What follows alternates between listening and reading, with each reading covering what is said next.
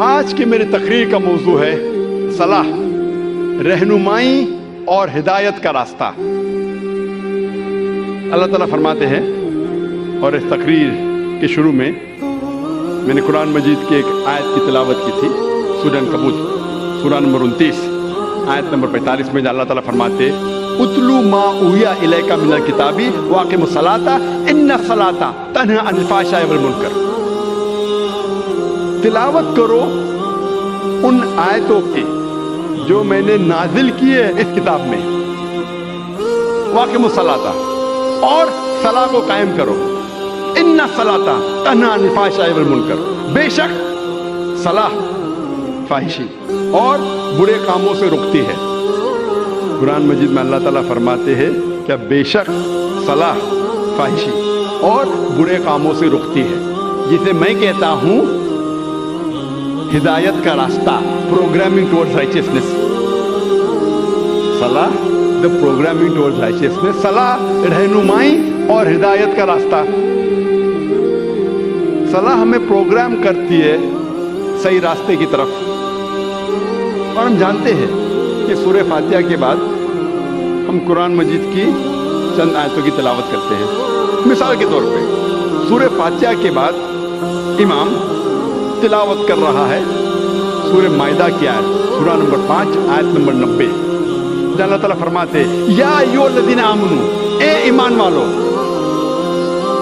انما الخمر والمیسر، بے شک شراب اور جوا، والانصاب والازلام، بت پرستی اور پھانسے پھینکنا، رجس من عمل الشیطان، یہ شیطان کے ہتھ کنڈے ہیں، فاجتنبوہ لعلکم تفلحون، ان ہتھ کنڈوں سے دور رہو تاکہ تم فلاح پاؤ۔ یہاں صلاح میں ہمیں ہدایت مل رہی ہے کہ شراب مت پیو، جوا مت کھیلو، بت پرستی مت کرو، پھانسے مت پھینکو، یہ شیطان کے ہتھ کنڈے ہیں، ان سے دور رہو تاکہ آپ فلاح پاؤ۔ اللہ ہمیں ہدایت دے رہا ہے صلاح میں۔ ہو سکتا ہے کہ سورہ فاتحہ کے بعد امام صاحب سورہ مائدہ سورہ نمبر 5 آیت نمبر 3 کی تلاوت کرتے ہیں، اللہ تعالیٰ فرماتے ہیں حرمت علیکم المیتۃ والدم ولحم الخنزیر وما اہل لغیر اللہ بہ، حرام ہے آپ کے لیے مرا ہوا گوشت، خون، خنزیر سور کا گوشت، اور غیر اللہ کا کھانا، اللہ کے علاوہ کسی اور کا نام لیا ہوا کھانا، یہ آپ کے لیے حرام ہے۔ یہاں ہمیں ہدایت مل رہی ہے کہ مرا ہوا گوشت، خون، خنزیر، غیر اللہ کا کھانا آپ کے لیے حرام ہے۔ ہو سکتا ہے کہ سورہ فاتحہ کے بعد امام صاحب تلاوت کرتے ہیں سورہ بقرہ سورہ نمبر 2 آیت نمبر 188 کی آیت، جہاں اللہ تعالیٰ فرماتے ہیں کہ اپنے پیسے کا استعمال مت کرو جج کو رشوت دینے کے لیے۔ جو حاکم ہے، جو جج ہے، اس کو رشوت دینے کے لیے پیسے مت استعمال کرو تاکہ آپ دوسرے کا مال ہڑپ کر سکو۔ یہاں ہدایت مل رہی ہے کہ رشوت دینا حرام ہے۔ ہو سکتا ہے کہ امام صاحب سورہ فاتحہ کے بعد تلاوت کرتے ہیں سورہ اسراء کی آیت، سورہ نمبر 17 آیت نمبر 23 اور 24، جہاں اللہ تعالیٰ فرماتے ہیں کہ اللہ کی عبادت کے بعد آپ کو اپنے والدین کے ساتھ اچھا سلوک کرنا چاہیے، اور اگر ایک یا دونوں ضعیف ہو جائے تو ان کو اف تک مت کہو، اور ان کے ساتھ اچھا برتاؤ کرو اور دعا کرو اللہ سے کہ ان پر رحمت برسائے جس طریقے سے ان نے بچپن میں میری پرورش کی۔ یہاں ہدایت مل رہی ہے ہمیں اللہ سے کہ اللہ کے عبادت کے بعد ہمیں ہمارے والدین کی عزت کرنا چاہیے، اور اگر دونوں میں سے ایک یا دونوں ضعیف ہو جائے تو ان کو اف تک مت کہو، کیونکہ اللہ سبحانہ و تعالی ہمارا خالق ہے، اور وہ جانتا ہے کہ انسان ضعیف ہونے کے بعد ایسے حرکت کرتا ہے جس سے ہو سکتا ہے کہ عام انسان چڑھ جائے۔ تو اللہ تعالیٰ کہتے ہیں کہ آپ کے والدین اگر ایک یا دونوں ضعیف ہو جائے اف تک مت کہو، اور ان کے ساتھ اچھا برتاؤ کرو اور اچھائی سے پیش آؤ، اور دعا کرو اللہ سے کہ ان پر رحمت برسائے کیونکہ ان نے میری بچپن میں پرورش کی۔ اسی لیے میں کہتا ہوں کہ صلاح رہنمائی اور ہدایت کا راستہ ہے. ہمیں صلاح میں ہدایت ملتی ہے. It is programming toward رائچسنس. جیسے میں نے کہا تھا کہ جب بھی پروگرامنگ کا لفظ سنتے ہیں فوراً ہمارے ذہن میں آ جاتا ہے کمپیوٹر. لیکن کمپیوٹر کو ایک بار پروگرام آپ کر لیں یہ کافی ہے. اس کے بعد فکر کرنے کی ضرورت نہیں, کیونکہ کمپیوٹر کے پاس اپنی خود کی خواہش نہیں ہے. جو ہم پروگرام کرتے ہیں وہی جواب دیں گا. لیکن میں نے کہا تھا اگر آپ مجھے اجازت دیں گے کہ انسان کو کمپیوٹر کہوں یا مشین کہوں تو یہ دنیا کا سب سے بہترین کمپیوٹر ہے. اس کمپیوٹر کے پاس خود کی خواہش ہے. اسی لیے ایک بار پروگرامنگ کرنا کافی نہیں ہے. یہ اپنے آپ بھٹک سکتا ہے. کمپیوٹر کو ایک بار پروگرام کرو خلاص وہ ویسا ہی چلے گا جیسا آپ نے پروگرام کیا. لیکن انسان کے پاس خود کی خواہش ہے, فری ول. وہ آپ کی بات مان بھی سکتا ہے, آپ کے خلاف بھی جا سکتا ہے. اللہ کی بات بھی مان سکتا ہے, اللہ کے خلاف بھی جا سکتا ہے. تو ضروری ہے کہ ایک بار پروگرامنگ کافی نہیں ہے. اور اس کے علاوہ ہو سکتا ہے کبھی کبھی کمپیوٹر میں وائرس لگ جاتا ہے. اگر کمپیوٹر میں وائرس لگ گیا پھر ضروری ہے کہ ہمیں پھر سے پروگرامنگ کرنی پڑے گی. کمپیوٹر میں وائرس گھس گیا تو ہمیں ہارڈ ڈسک کو فارمیٹ کرنے پڑتا ہے, پھر سے پروگرامنگ کرنے پڑے گی ورنہ کمپیوٹر نہیں چلے گا. تو آج ہم دیکھتے ہیں آج کے معاشرے میں اتنی برائیاں ہیں. ہم جب معاشرے کے باہر نکلتے ہیں ہم دیکھ رہے ہیں کہ کتنے لوگ جھوٹ بول رہے ہیں, کتنے لوگ رشوت دے رہے ہیں, کتنے لوگ زنا کر رہے ہیں, ننگے ننگے کپڑے پہن رہے ہیں. یہ سب دیکھ کے ہمارے دماغ میں وائرس آ جاتا ہے. اسی لیے ہمارے ذہن کو پھر سے پروگرامنگ کرنے کی ضرورت ہے.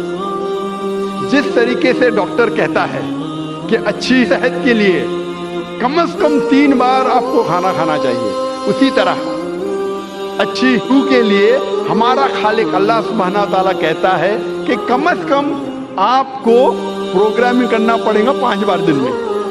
اگر اچھی روح چاہتے ہیں تو پروگرامنگ کم از کم 5 بار. ہم جب یہودی مذہبی کتاب پڑھتے ہیں, یہودی لوگوں کی مذہبی کتاب پڑھتے ہیں تو اس میں لکھا ہے بک آف ڈینیل میں, اولڈ ٹیسٹمنٹ میں چیپٹر نمبر 6 ورس نمبر 10 میں کہ خدا کہتا ہے کہ ڈینیل نے 3 بار نماز پڑھی. تو یہودی مذہب میں 3 بار نماز پڑھنا چاہیے. عیسائی مذہب میں لکھا ہے کہ پرے انسیزنلی, جتنا پڑھ سکے اتنا پڑھیے. لیکن قرآن مجید میں اللہ سبحانہ و تعالی ہمیں حکم دیتے ہیں کہ روز کم از کم دن میں 5 بار آپ کو صلاح پڑھنی چاہیے, صلاح قائم کرنا چاہیے, نماز پڑھنی چاہیے. اللہ تعالیٰ فرماتے ہیں سورہ ہود میں سورہ نمبر 11 آیت نمبر 114 میں کہ آپ صلاح قائم کرو دن کے دونوں آخری حصے میں اور جب رات قریب آ رہی ہے. اس کا مطلب ہے کہ دن کے دونوں آخری حصے میں مطلب ایک آخری حصہ ہے فجر جب دن شروع ہوتا ہے اور دوسرا حصہ ہے عصر جب دن ختم ہونے آتا ہے. اور کہا گیا ہے کہ جب رات نزدیک آ رہی مطلب مغرب صلاح. تو اس آیت میں اللہ تعالیٰ ہدایت دے رہے کہ 3 بار نماز پڑھو, فجر, عصر, مغرب. اللہ تعالیٰ فرماتے سورہ اسراء میں سورہ نمبر 17 آیت نمبر 78 میں کہ نماز قائم کرو فجر کی, صبح کی, اور جب سورج اونچائی سے اترنے لگتا ہے اور رات کے حصے میں. یہاں اللہ تعالیٰ ہمیں کہہ رہے 3 بار نماز پڑھو. ایک ہے فجر, تو پھر سے دہرایا گیا ہے, تو سورہ ہود میں بھی کہا گیا تھا. اور سورج جب سب سے اونچے حصے پہ ہے ایٹ دا پینیکل, جب اترنے لگتا ہے یہ وقت ظہر کا, اور رات کے حصے میں یہ عشاء کا. تو یہ دونوں آیتوں سے ظاہر ہوتا ہے کہ ہمیں کم از کم نماز 5 بار پڑھنی چاہیے. اور کئی آیتوں میں اللہ تعالیٰ ذکر کرتے نماز پڑھنے کے بارے میں. مثال کے طور پہ سورہ طہ سورہ نمبر 20 آیت نمبر 130 میں، اور سورہ روم سورہ نمبر 30 آیت نمبر 17-18 میں. ہر مسلم کو کم از کم 5 بار صلاح قائم کرنی چاہیے. ایک فجر، جب دن شروع ہوتا ہے، جب رات میں آپ کو سفیدی نظر آتی ہے، اس وقت سے لے کے سورج نکلنے کے پہلے تک.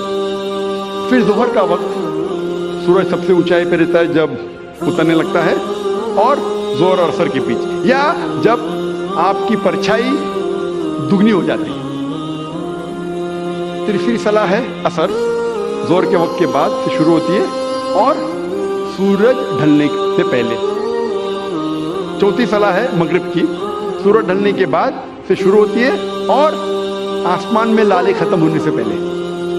اور آخری صلاح ہے عشاء کی، جو مغرب صلاح کے بعد سے لے کے نصف اللیل تک، رات کے آدھے حصے. یہ 5 وقت کی صلاح ہر مسلمان کے لیے فرض ہے. اگر 5 وقت کی صلاح آپ پڑھیں گے اور 5 وقت آپ کا ذہن پروگرام ہو جائے گا تو انشاءاللہ آپ برے کام سے دور رہیں گے، آپ کو ہدایت ملے گی، آپ کو رہنمائی ملے گی. صلاح شروع ہونے کے پہلے لوگ کو بلایا جاتا ہے صلاح کی طرف. ہم دیکھتے ہیں کہ یہودی مذہب میں وہ استعمال کرتے ٹرمپٹ لوگوں کو بلانے کے لیے. لکھا گیا اولڈ ٹیسٹمنٹ میں in the book of Numbers chapter number 10 verse number 1 سے 3 میں خدا کہتے ہیں موسیٰ علیہ السلام سے، آپ 3 چاندی کے ٹرمپٹ بناؤ. ٹرمپٹ کو کہا جاتا ہے نا، ٹرمپٹ. بونگا بونگا تو نہیں کہیں گے، لیکن ٹرمپٹ انگریزی میں کہتے ہیں. ٹرمپٹ کا استعمال کرو لوگوں کو نماز کی طرف بلانے کے لیے. عیسائیت میں استعمال کرتے گھنٹی کی، گھنٹی بجاتے چرچ بیل لوگ کو بلانے کے لیے. کئی قبیلے میں ڈھول کا استعمال ہوتا ہے لوگ کو بلانے کے لیے. اسلام میں استعمال ہوتی ہے انسان کی آواز.